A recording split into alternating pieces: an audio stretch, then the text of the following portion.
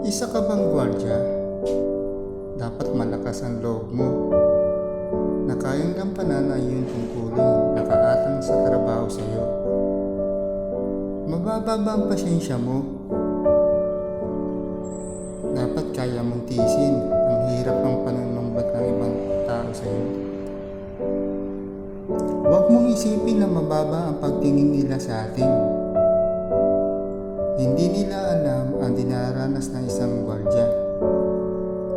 Buti pa nga sila'y nakakasama nila ang pamilya nila. Tayo hindi. Dahil malayo tayo sa pamilya natin. Minsan nga tinatanong natin sa sarili natin na okay pa sila. Nakakain pa sila ng maayos. Tayo kaya okay pa tayo? Siyempre malungkot. Wala naman tayong magagawa dahil ito ang pinasok natin profession sa buhay. Tinitiis natin na hindi natin makasama ang ating pamilya.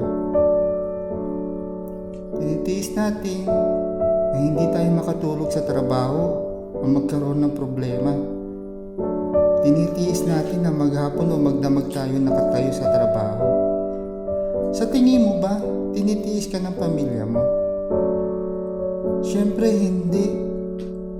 Nalulungkot din sila. Huwag mong isipin na hindi ka nila naaalala. Ang palagi mong isipin, ang kinabukasan ng pamilya mo. At huwag kang makalimot na tumawag sa may kapal.